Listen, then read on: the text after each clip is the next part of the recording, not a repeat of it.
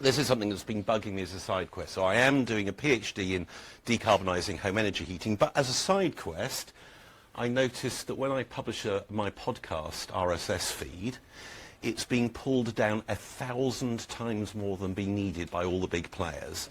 I reckon just the 4, Apple, Amazon, Spotify, and whoever it's Podbean, are between them wasting 100 kilowatt hours of electricity globally just pulling down podcast feeds. Anyway, here we go.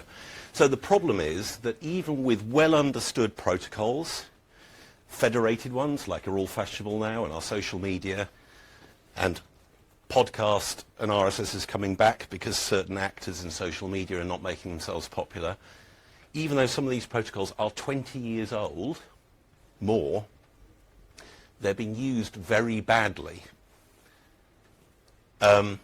So the problem is, in theory, if you have a federated system like, say, the Fediverse, that there's no one player that is so powerful that if they behave badly, you have to continue to work with them. The problem is, for example, with Apple's podcast directory, is if you don't appear in there, lots and lots of people never know about your podcast at all. So Apple is very influential, likewise Amazon, likewise Spotify. And as it happens, therefore, they will not spend the roughly day of engineering work it would take to avoid 99% of the waste they're currently inducing. So I've named Apple, Amazon, and Spotify here. There's another player I'd never even heard of called Podbean, so I deliberately didn't update my podcast for 3 months. Guess how often Podbean polls every day to see if I've changed my mind? Anyone like to guess an order of magnitude? How much? Every second? Not quite that bad, but it is literally every 6 minutes. Right? Okay, next one. So, order of magnitude solutions here. So I've written a little archive paper, or I will put it up soon, but I wrote 5 things you can do that they could do to be better. So whenever you do a request over HTTP, which is how podcast feeds are retrieved, I respond when I serve the file back to you with a content max age, how long you should cache it for. If you're beating me too fast and I serve you a 503 or 49 error, I say a request after.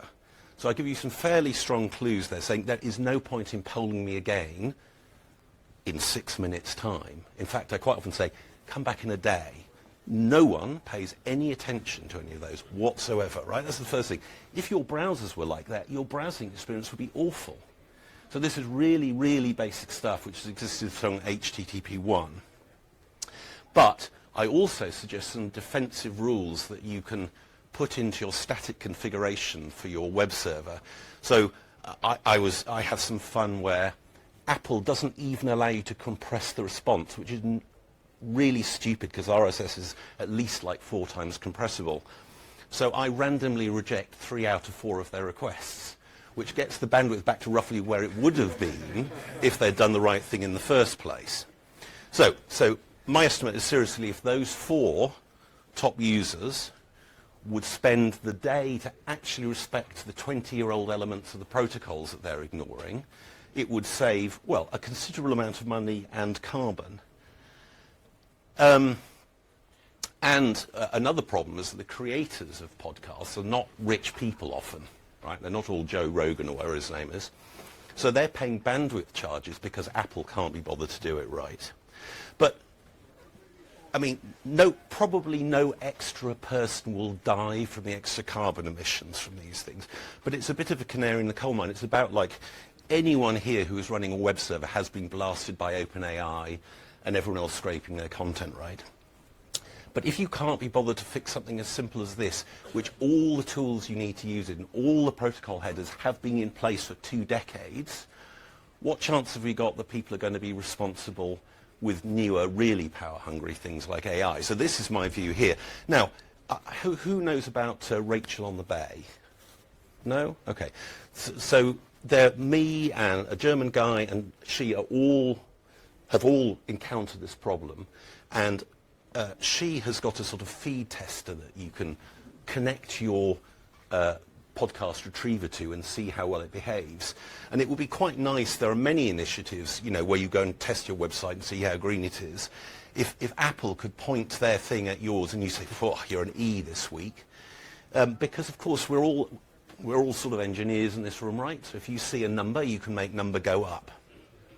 So if we made this really easy for people to do, I think we would take out a whole chunk of waste out of this piece of the ecosystem. Right, so this is the bottom of it. Let me say the bit I'm not talking about here is every podcast feed now allows you to specify multiple versions of the same media. So by default, you'll get served an MP3.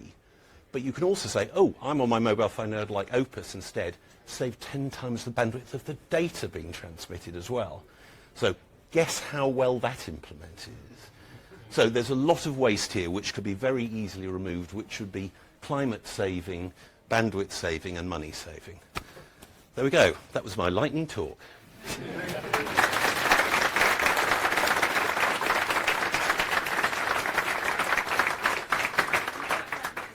Okay, well, if there's any questions, please go ahead. Did you hear what Reddit did a few years ago? So they had an option to serve you images in different qualities, and instead of just serving you one quality, they, with every request, gave you each quality. Oh, all right. Yeah, we could do things badly too, right? Okay. Yep. So your presentation and the recommendations you do, are they online?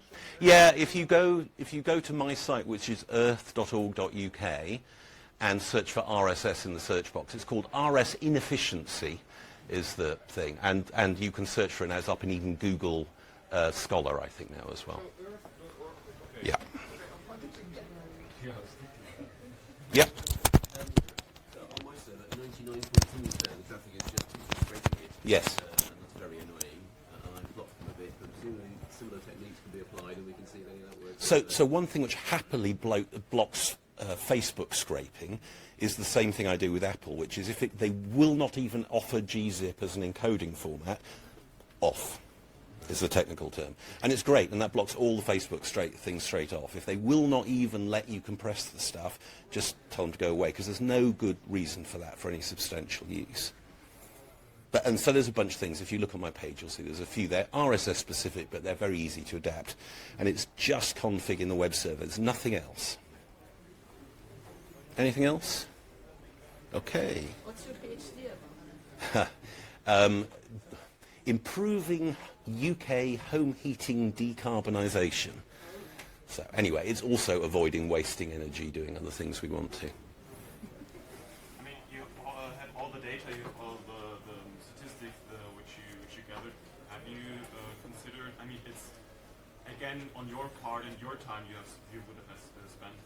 Have you considered like some automatic responses for the big contributors, like having, I don't know, an automatic mail that is sent to some Facebook thread or something like that? There's nowhere to go. I do know, for example, a bloke inside Amazon who's pretty senior, and I've told him about this, and he is cringing suitably. But I mean, you know, there's nothing you can do.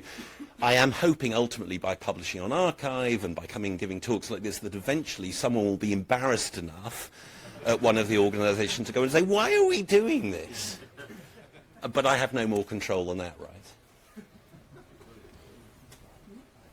Right, I think we might be done. Thank you so much. Hey.